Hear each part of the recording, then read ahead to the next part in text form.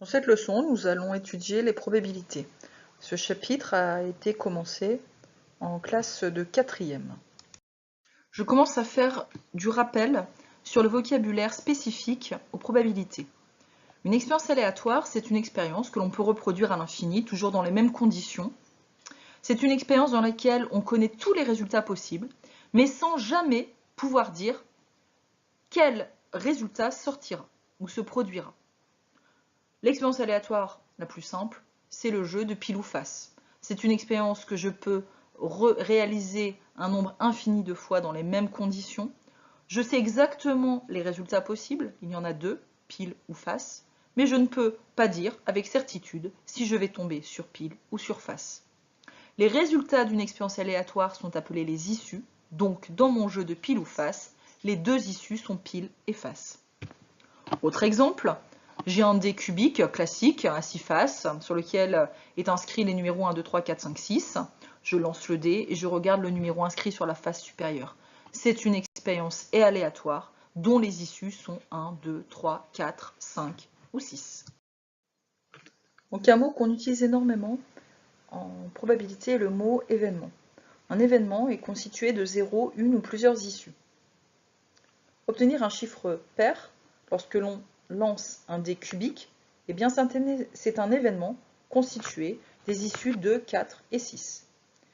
Il existe des événements particuliers, des événements certains, pour lesquels toutes les issues constituent cet événement, les événements impossibles, pour lesquels aucune issue constitue cet événement, les événements élémentaires, ceux pour lesquels une seule issue le constitue, et enfin, deux événements sont dits incompatibles lorsqu'ils n'ont aucune issue en commun. Obtenir un chiffre 7 est un événement certain puisque si j'obtiens 1, 2, 3, 4, 5 ou 6, ils sont tous plus petits que 7. Donc toutes les issues constituent cet événement. Obtenir un chiffre plus petit que 7 est un événement certain. Obtenir 8 est un événement impossible puisque je ne peux jamais obtenir 8 avec un dé cubique à 6 faces numéroté de 1 à 6. Obtenir 2 est un événement élémentaire. La seule façon d'obtenir cet événement, c'est une seule issue, c'est-à-dire 2. Et enfin, deux événements, obtenir un chiffre pair et obtenir un chiffre impair, sont incompatibles. Ces deux événements sont incompatibles puisque obtenir un chiffre pair, c'est obtenir 2, 4 ou 6. Obtenir un chiffre impair, c'est obtenir 1, 3 ou 5.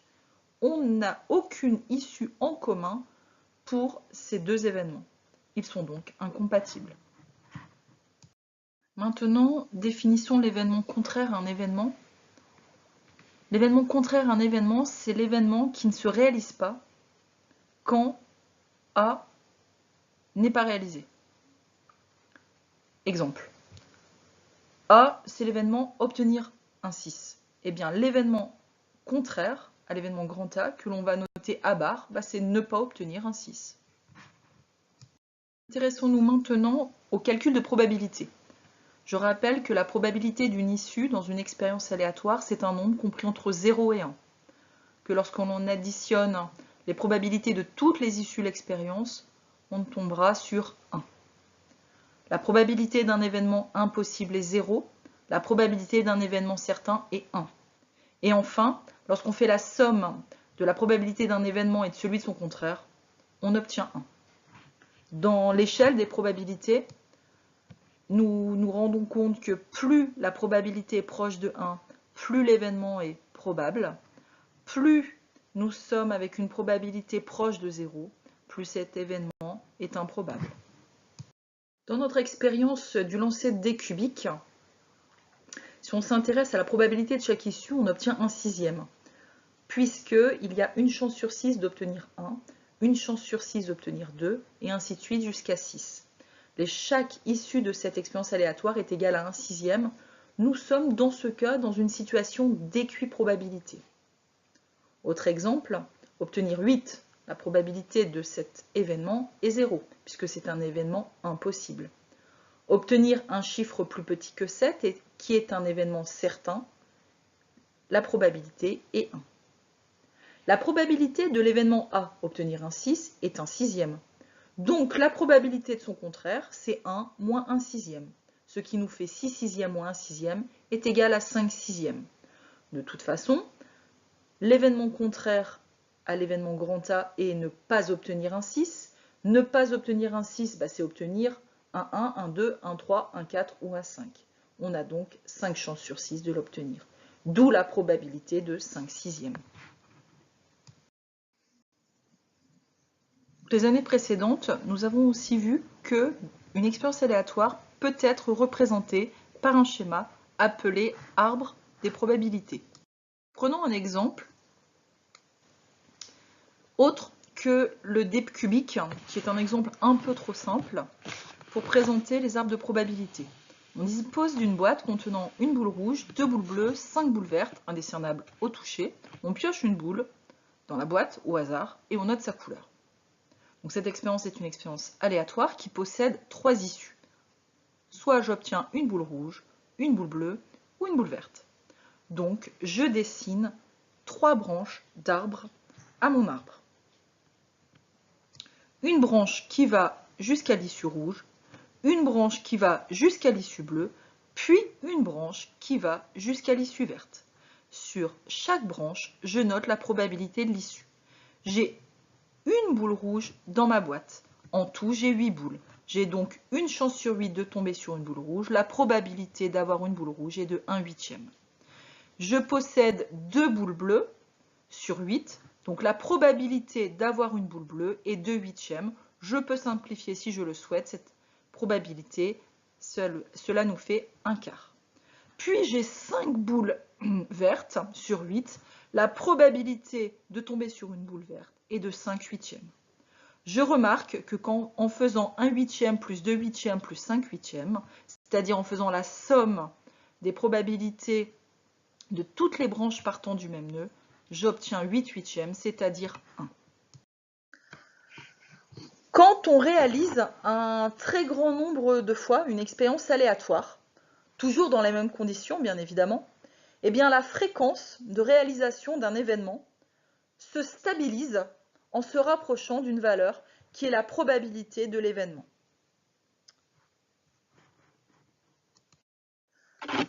Donc terminons en nous intéressant à des expériences aléatoires à 2 étapes.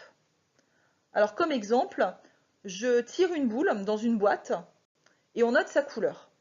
Puis ensuite, je tire une boule dans une deuxième boîte et je note sa couleur. Je vais construire l'arbre de probabilité de cette expérience et je vais calculer la probabilité de chaque issue. Alors au début de l'expérience, j'ai une boule dans laquelle il y a 2 couleurs. Il y a des boules rouges et des boules bleues. Donc je pars d'un nœud et je fais 2 branches. La première branche qui va vers la boule rouge. Dans la première boîte, il y a une seule boule rouge sur 5 boules. Donc la probabilité d'obtenir une boule rouge est 1/5. Par contre, la probabilité d'obtenir une boule bleue, il y a 4 boules bleues sur 5. La probabilité d'obtenir une boule bleue est 4/5. Je passe ensuite à la deuxième étape, je tire une autre boule dans la boîte numéro 2. Alors supposons, si j'avais tiré une boule rouge la première fois, dans la première boîte. Maintenant, quand je vais dans la deuxième boîte, eh bien, j'ai 2 issues. Donc je repars du nœud rouge et j'ai 2 branches d'arbres. Soit je vais obtenir une boule verte, avec une probabilité de 3/7, puisqu'il y a 3 boules vertes sur 7 au total, ou soit deuxième branche d'arbre qui va vers l'issue jaune, avec la probabilité de 4/7, puisqu'il y a 4 boules jaunes sur 7 en tout. Par contre, si à la première étape, j'avais obtenu une boule bleue, eh bien, j'arrive au nœud bleu. Eh bien, à la deuxième étape, de même, je peux soit tirer une boule verte avec une probabilité de 3/7, soit tirer une boule jaune avec une probabilité de 4/7. Calculons les probabilités de toutes les issues de cette expérience aléatoire à 2 étapes. La première issue, c'est si j'ai tiré d'abord une boule rouge, puis une boule verte. La probabilité de cette issue est égale à 1/5 multiplié par 3/7, ce qui nous fait 3/35. Autre issue possible de cette expérience, j'ai obtenu une boule rouge, puis une boule jaune. La probabilité est de 1/5 multiplié par 4/7, ce qui nous fait 4/35. Autre issue possible, j'ai obtenu bleu, puis vert, c'est-à-dire avec la probabilité de 4/5 multiplié par 3/7, 12/35. Et enfin, la dernière issue possible, j'ai obtenu bleu, puis jaune, avec une probabilité égale à 4/5 multiplié par 4/7, ce qui nous fait 16/35.